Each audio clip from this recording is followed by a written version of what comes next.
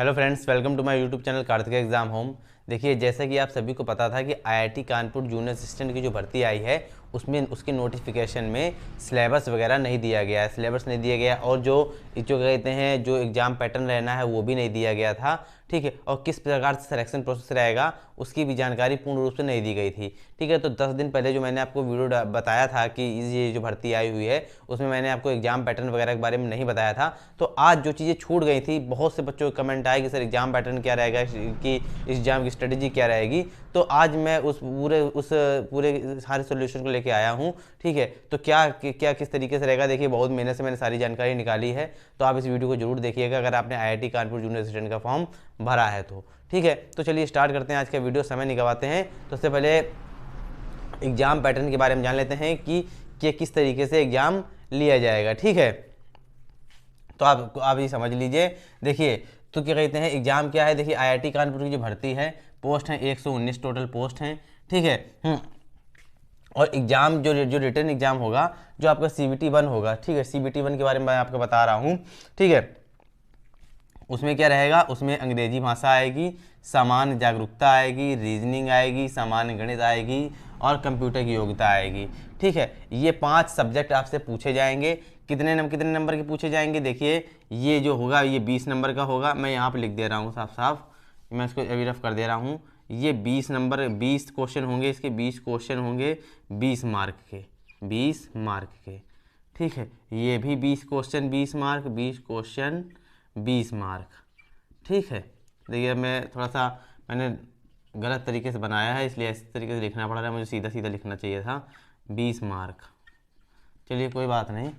ये भी 20 question 20 mark के, और ये भी 20 क्वेश्चन 20 मार्क के। ठीक है, तो इस प्रकार से आपका 20 20 20 20 20 मतलब आपके 100 क्वेश्चन पूछे जाएंगे, 100 क्वेश्चन पूछे जाएंगे। ठीक है, QUES क्वेश्चन पूछे जाएंगे और 100 मार्क के पूछे जाएंगे। ठीक है,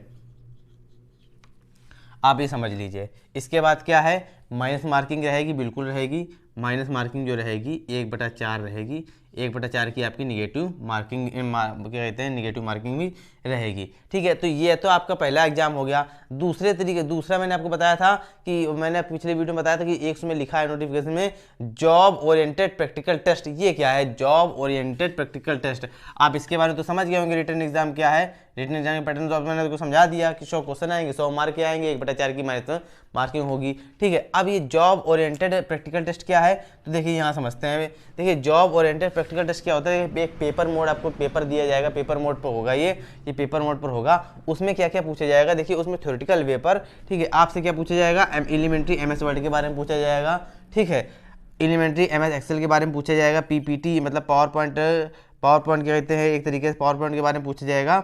ठीक है, और इसके बाद ईमेल के बारे में पूछा जाएगी कि सब्जेक्ट क्या होता है, बॉडी क्या होता है, किस तरीके से ईमेल भेजते हैं, ठीक, किस तरीके से रिसीव करते हैं, ओपन कैसे करते हैं, दुनिया मतलब जितना भी ईमेल के बारे में जितनी चीज़ें होती हैं हर चीज़ पूछी जाएगी। ठीक है, तो PPT के बारे में हो गया, एक्सेल के बारे में हो गया, MS वर्ड के बारे में हो गया, ईमेल के बारे में हो गया। अब MS वर्ड के बारे में हर चीज़ पूछी जाएगी। होम पर क्या होता है, होम पर कौन से ऑप्शन होते हैं, पेज लेआउट पर क्या होता है, ठीक है, मार्जिन कैसे बनाते हैं, पेज को ऊपर नीचे कैसे करते हैं, मतलब एक हर तरीके से MS वर्ड के बारे में पूछा जाएगा। फार्मूला से एक्सेल में फार्मूला वगैरह के बारे में पूछा जाएगा, उसके मतलब जो फार्मूले से क्या मतलब किस तरीके से क्यों फार्मूले बनाए गए, इस तरीके से मतलब जितने भी क्वेश्चन बन सकते हैं। देखिए, आईआईटी कानपुर की भर्ती है, हल्का पेपर नहीं होगा। ठीक है, 119 ही पोस्टें हैं। ठीक है, तो ये है पेपर मोड, ये है आपका ओरिएंटेड टेस्ट। ठीक है, अब आप समझ गए होंगे पेपर मोड पर होगा MS वर्ड के बारे में, एक्सेल के बारे में, पावर पॉइंट एनिमेशन के बारे में और ईमेल के बारे में पूछा जाएगा। ठीक है, इसके बाद क्या है, इसके बाद ऑन कंप्यूटर मोड पर क्या क्या होगा, अब ये समझ लीजिए यहाँ पर। ठीक है, अभी यहाँ ये चीज़ तो आपको थ्योरेटिकल वे में पूछी गई, पेपर मोड पे पूछी गई, आपको बताना पड़ेगा। ठीक है, अब क्या कहते हैं, बिल्कुल उसी प्रकार से प्रैक्टिकल वे में आपसे कंप्यूटर में पूछा जाएगा। ठीक है ना, समझिए इस चीज़ को।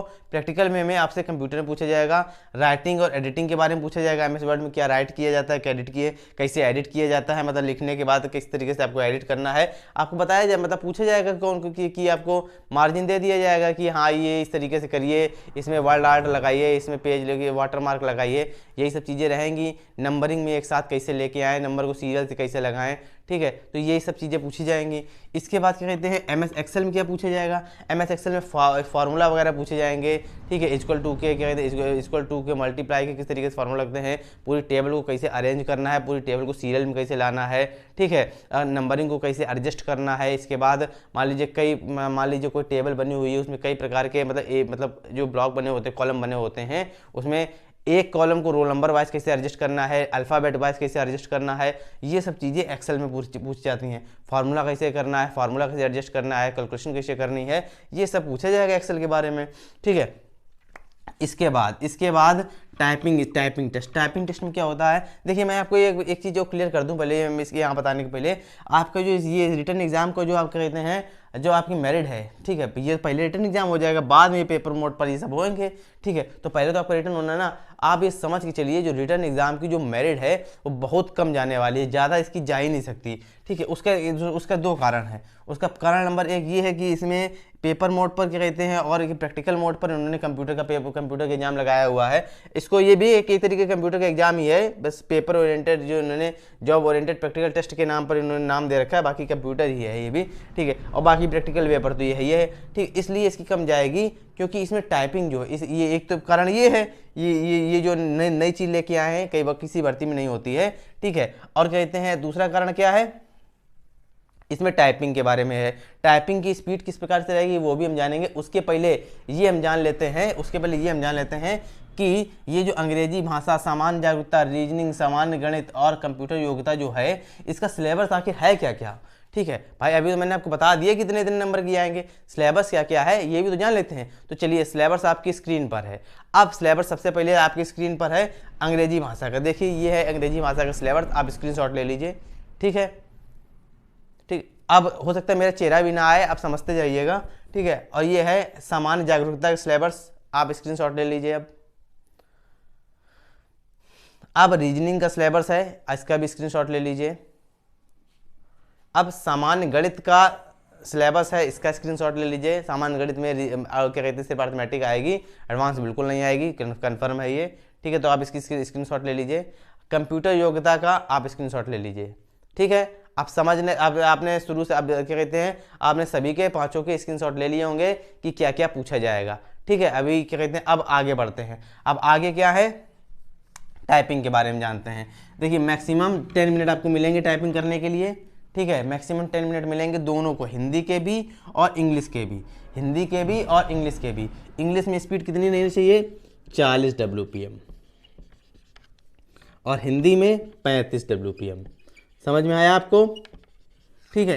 इंग्लिश में मांगी गई है 40 वर्ड प्रति मिनट और हिंदी में मांगी गई है 35 वर्ड प्रति मिनट। और हिंदी टाइपिंग जो है यहाँ पर मैं लिख दे रहा हूँ कृति देव